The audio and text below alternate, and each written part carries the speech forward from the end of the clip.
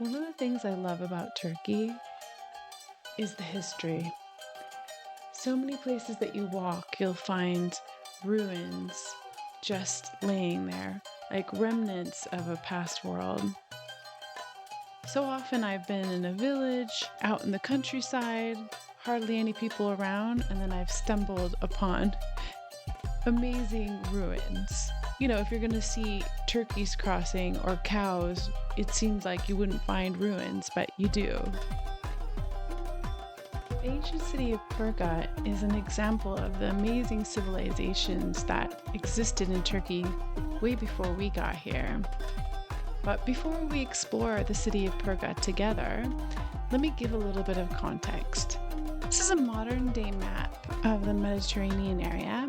And the reason I'm showing you this is because I'm about to show you a map from Paul's time, and it's going to look a lot different. But just to give you an idea of where these important cities are, particularly Perga.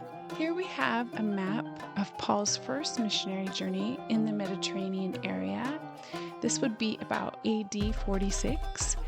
He left Antioch in Syria, passed through Cyprus, and actually came through Perga twice. On his way back to Antioch, he stopped in Perga, and the Bible says in Acts 14:25 that he stayed and preached the gospel. Then later sailed to Antioch and shared with the believers all the exciting things that had happened on his first missionary journey. Let's look at this model of Perga. It'll be kind of nice to see a model of it before we walk around the city together. So here we see the theater and the stadium, and then you can also see the front gates that you would walk into the city through, and they were usually dedicated to the city's gods. And then also some main buildings in Perga would be the Agora, which would be the main marketplace area, which has also the colonnaded walkway, and we'll see that even the remains of that are amazing. You've got Roman baths and the Temple of Artemis, which I guess there's very little of it left, but it would have been a main place for people to go and worship. So let's take a look at the city together. So here we're back in the theater in Perge, and this is supposedly one of the most preserved theaters in the area, and it was used for performances, gladiator events, public meetings, things like that.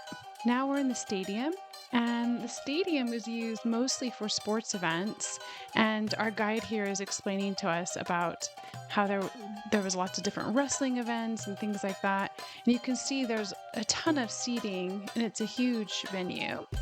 Now we're walking towards the walls. Those, of course, they're not intact entirely anymore. Here we are outside the Roman bathhouse, and the Roman bathhouse had three parts: a cold room, a warm room, and a hot room. And the room we're looking at right now was tiled entirely with these beautiful marble mosaic. And even though we're looking at the one on the floor right now, there's also remnants of the tiles that covered all of the walls. You can see parts of it there. Can you imagine how beautiful and ornate that room was?